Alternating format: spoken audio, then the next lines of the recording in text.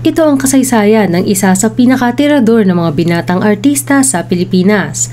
Totoo nga bang binibigyan siya ng 50,000 pesos kada linggo ng kanyang sugar daddy? Magkamag-anak nga ba sila ni dating Pangulong Rodrigo Duterte? Sino-sinong mga sikat na artista ang naka 3 points sa Totoo bang kinatok sila ng barangay tanod sa loob ng sasakyan? Ano kaya ang ginagawa nila doon? Kilalanin natin si Janet Derecho Duterte o mas kilala sa pangalang Keanu Reeves. Tara alamin natin sa history. Disclaimer, lahat ng aming babanggitin sa video na ito ay galing sa iba't ibang online news at articles ng interview kay Keanu Reeves. Panimula, si Janet Derecho Duterte o mas kilala bilang ang sexy actress na si Keanu Reeves ay ipinanganak noong ika-24 ng Setyembre 1970 sa Cebu. Pangalawa siya sa 5 magkakapatid. Ang kanyang ama ay isang mechanical engineer at ang kanyang ina naman ay isang teacher. Ang 3 lalaki niyang kapatid ay mga professional na at nagtatrabaho sa ibang bansa, habang ang kanilang panganay na babae ay nasa Pilipinas at nakatira sa Quezon City. Marami munong nagtataka kung siya ba ay kamag-anak ni dating Pangulong Duterte dahil sa kanyang apelido. Ngunit ito ay kanyang nakuha sa kanyang ex-husband na siyang kamag-anak naman ni Pangulong Duterte. Sa edad na 17 taong gulang ay ikinasal na si Kiana. Ayon sa kanyang kwento, noong 17 taong gulang pa lamang siya ay ang kanyang ex-husband lamang ang naglakas loob na magpaalam sa kanyang mga magulang upang manligaw. Sa panahong iyon ay hindi gusto ni Kiana ang kanyang ex-husband na isa sa mga dahilan dito ay 8 taon ang agwat ng kanilang edad. Sa panahong iyon ay nais niyang magpaligaw sa iba, ngunit dahil nagre-rebelde din siya ay napasama siya sa isang inuman sa kanilang lugar at nalasing. Pagising niya ay nasa kwarto na siya ng kanyang ex-husband. Ayon kay Kiana, sa probinsya ay particular pa sila sa pagiging dalaga ng isang babae. Bagamat tutol ang mga magulang na kahit maanakan pa daw siya ng 10 ay ayaw ng mga ito na magpakasal siya sa lalaki dahil bata pa siya at gusto nilang makapagtapos muna ito ng pag-aaral. Tumuloy pa rin si Kiana dahil pinaniniwalaan niyang ang pagkadalaga ay isang regalong ibinibigay lamang sa pampapangasawa niya. Iniisip ko kasi hindi naman kami mayaman, hindi naman ako matalino, hindi naman ako maganda. Yun na lang yung parang pinanghahawakan ko na ako. Kaya yun ang regalo ko sa magiging husband ko. Kaya pinanindigan ko yung pinaniniwalaan ko. Paglalayas, ang usapan ni Kiana at ng kanyang ex-husband ay magtatapos pa rin siya ng pag-aaral. Ngunit hindi niya ito nagawa ni Kiana. Napakaseloso umano ng kanyang dating mister na kapag nagselo ay pinagbubuhatan siya ng kamay. Nang hindi kaagad nakaalis si Kiana sa kanyang sitwasyon dahil nagkaroon sila ng 2 anak na lalaki. 10 taon ang tinagal na kanilang pagsasama. Matapos siyang magkaroon ng ika-2 anak na lalaki ay napilitan na si Kiana na lumayas. Lalo pa nang maglabas na daw umano ito ng baril. Ikinuwento niya noong araw na nilayasan niya ang kanyang ex-husband noong taong 2000. Ang kanyang bunso ay mag-iisang taong gulang pa lamang at sa tiyan niya pa natutulog. Nang makatulog na ito ay dahan-dahan niyang inilapag sa kama. Naglakad papuntang pintuan at sa huling beses ay tiningnan niya pa ang mga anak na labag man sa kanyang loob ay kinailangan niyang iwan. Inisip niyang magpapaliwanag na lang siya kapag malaki na ang mga bata dahil hindi pa maiintindihan ng mga ito ang totoong nangyari at dahilan ng kanyang pag-alis. Ayon kay Kiana ay hindi niya isinama ang mga ito dahil lalaya siya, wala siyang trabaho at hindi alam kung saan kukuha ng kahit makakain lamang. Kaya minabuti niyang iwan ang mga ito dahil sa poder ng ama ay may mas maayos na matitirahan ang mga bata at makakapagtapos pa ng pag-aaral kaysa dalahin niya ito sa Maynila kung saan alam niyang hindi niya makakayanang buhayin ang mga ito. Aniya, karamihan sinasabi kasi parang masamang ina ka pag iiwan mo yung anak mo. Ang sa akin naman, ang pananaw ko, wala nga ako makain. Tapos wala naman akong trabaho. Pag lalayas ako, ano ipapakain ko sa 2 anak ko? Idadamay ko pa. Kung dun siya sa tatay niya, makakapag-aral pa sila dun at maayos yung buhay nila at maayos yung pamumuhay nila. Kung sa akin dito sa Manila, hahanapin ko pa yung kakainin ko araw-araw tapos magdadala pa ako ng 2 bata. Ipapahama ko pa yung 2 bata. Paano ko pa aralin yun? Ayon sa kwento ni Kiana, 1 buwan matapos niyang lumayas ay nagkaroon agad ng bagong asawa ang kanyang ex na nung lumaon ay nagkaroon din ng 2 anak. Ngunit ayaw ni Kiana na ipaanal ang kasal nila ng kanyang ex-husband dahil ayaw niyang maging illegitimate children ang kanilang 2 anak. Mayroon naman siyang natuluyan nang magsimula siyang manirahan sa Manila. Ang pinsan mismo ng kanyang ex-husband na naiintindihan naman daw kung ano ang pinagdadaanan ni Kiana. Nag-alok ito ng matutuluyan hanggang kayanin ni Kiana ang mag-isa. Pagiging escort. Taong 2000 din nang makilala ni Kiana ang isang talent manager na nagngangalang Richard. Inalok siya nito na mag-artista, ngunit sinabi ni Kiana na hindi siya marunong umarte at matigas ang dila niya dahil Bisaya siya. Ngunit hinikayat pa rin siya nito at sinabing hindi naman niya kailangang umarte. Magpapasexy lamang siya at magsusuot ng two-piece.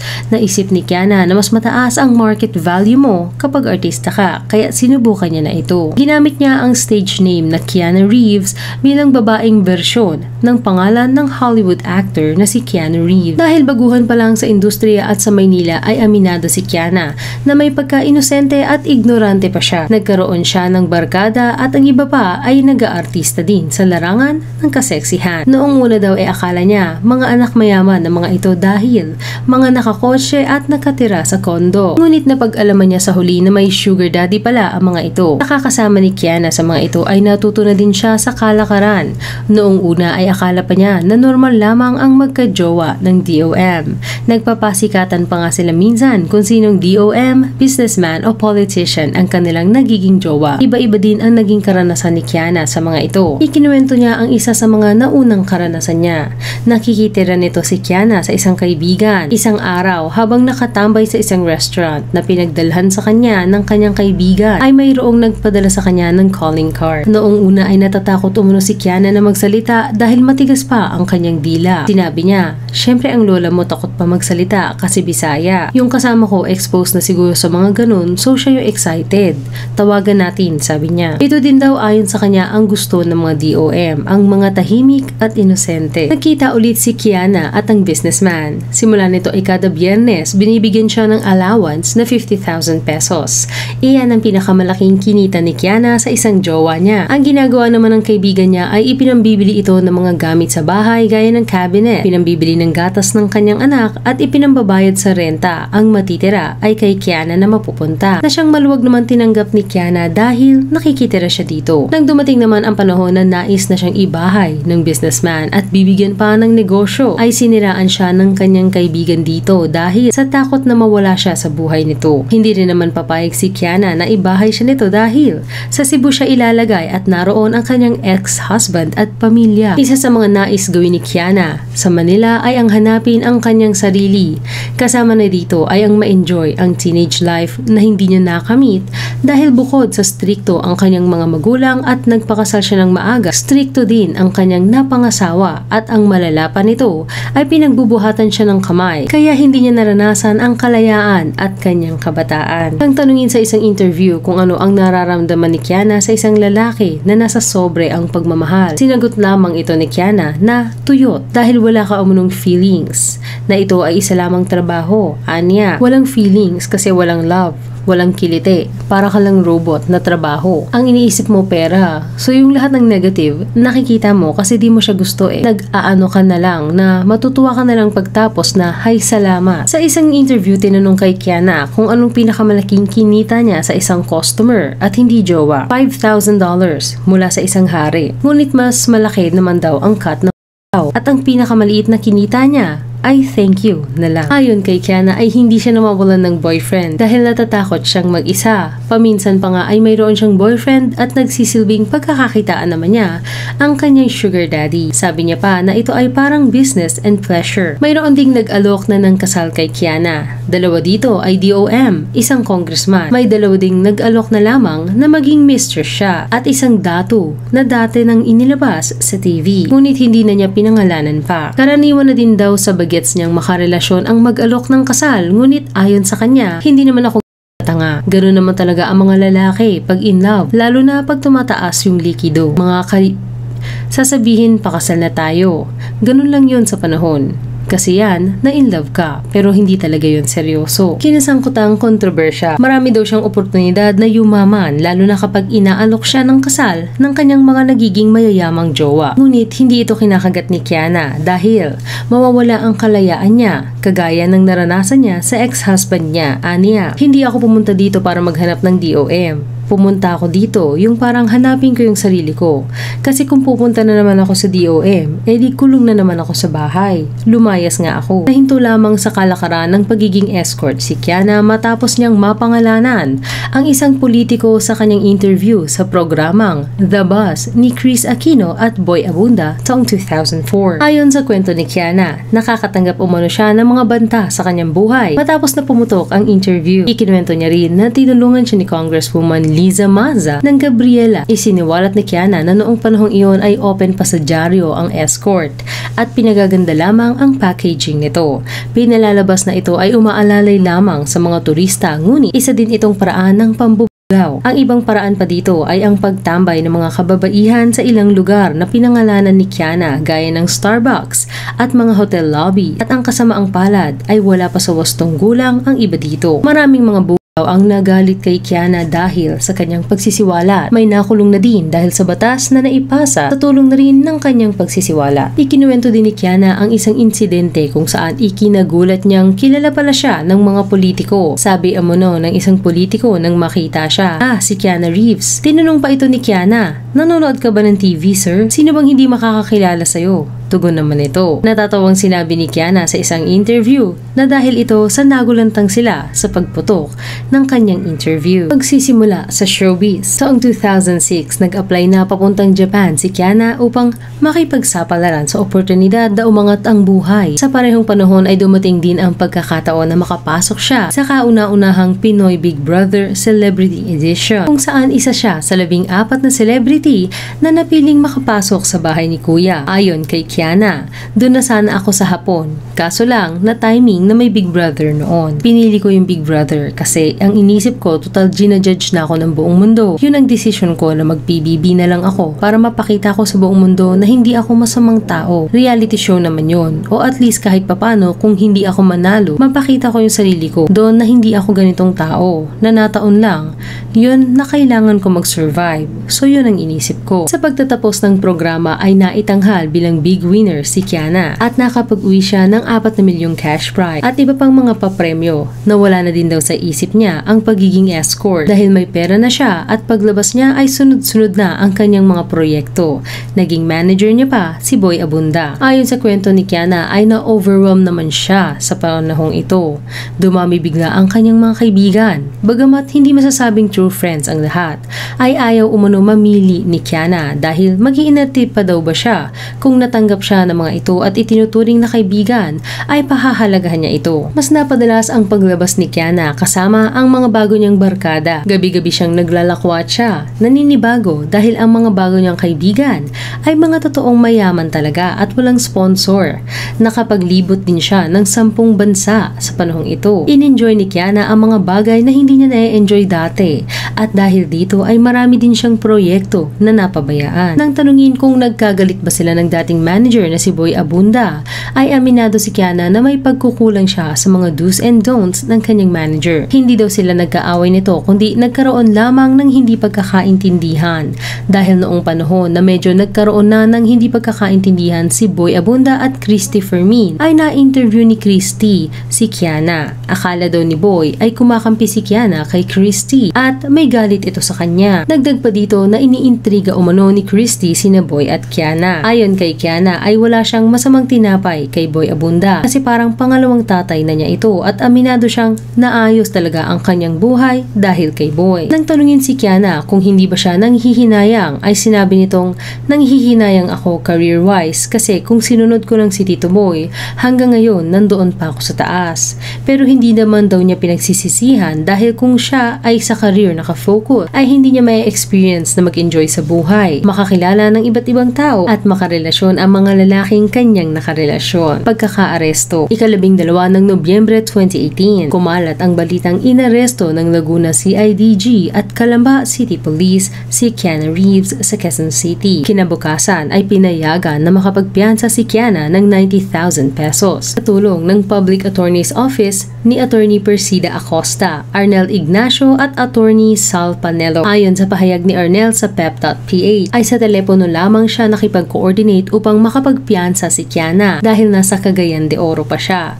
Naaawa daw siya dito dahil talagang pinahiya ng complainant at sinabing hindi daw ito nakakadalo sa mga hearing dahil napapabayaan ng naunang abogado ni Kiana ang kaso. Ayon sa mga article na aming nakalap, regular na nagpe-perform si Kiana sa Comedy Food Park na pag-aari ni Nancy Di Maranan.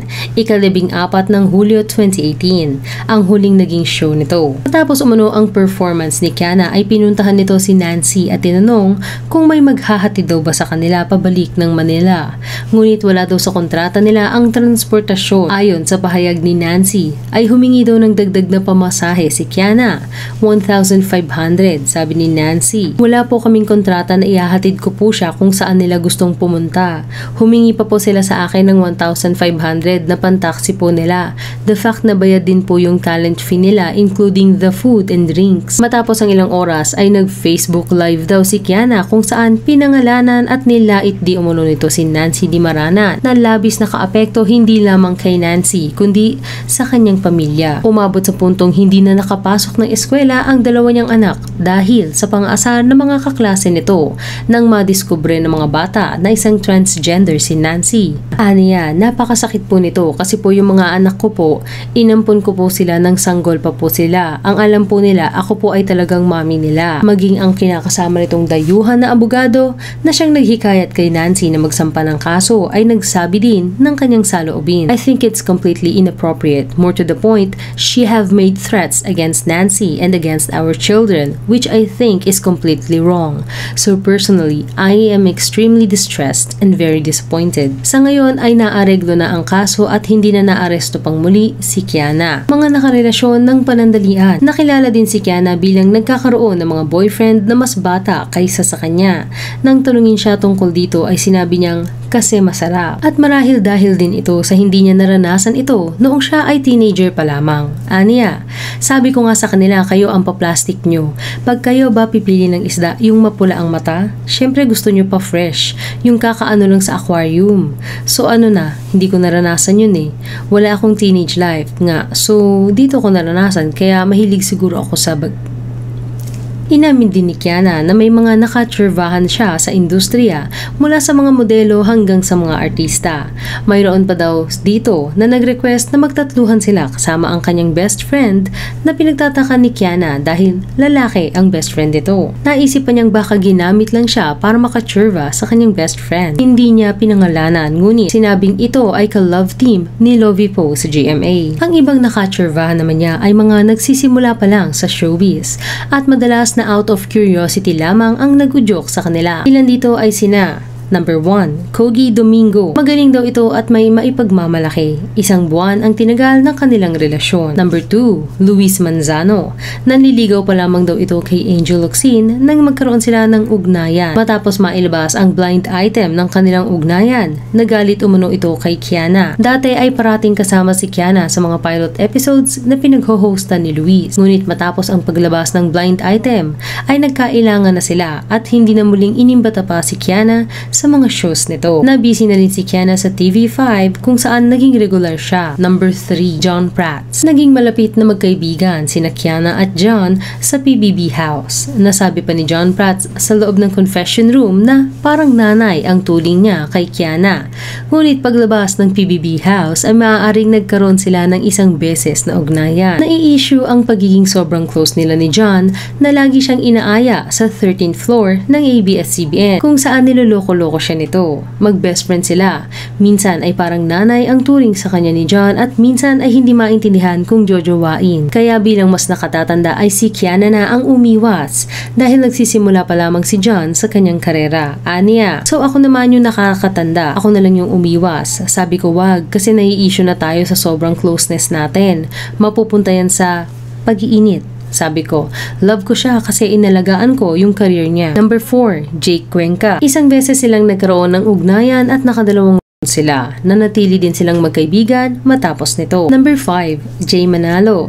Nang tanungin si Kiana ay ito ang sinabi niyang worst. Sobrang crush niya daw ito at magaling naman ang performance na may palo-palo pa. Ngunit na label bilang worst dahil sa maling atake nito sa panliligaw sa kanya. Noong unang pagkikita nila ay nagkaroon ng away si Kiana at ang boyfriend nito. Sa panahong ito ay nagkakatext na sila ni Jay na pinapunta niya sa bahay dahil gusto niyang mag-relax. Di naman daw alam ni Kiana na may mangyayari.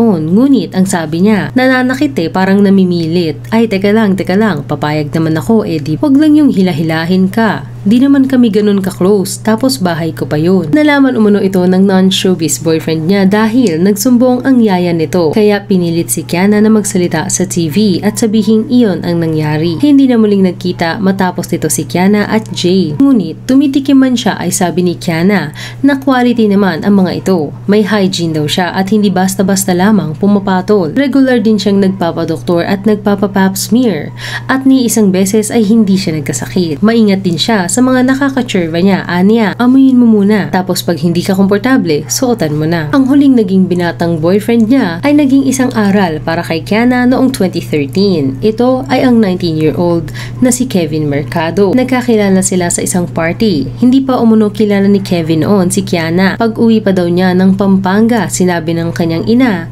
na isang sikat na artista si Kiana. Nagandahan daw si Kevin kay Kiana nang sila ay nasa party. Ngunit si Kiana na ang gumawa ng paraan para magkakilala sila. Syempre, hustler na ang lola mo sa ganyan, no?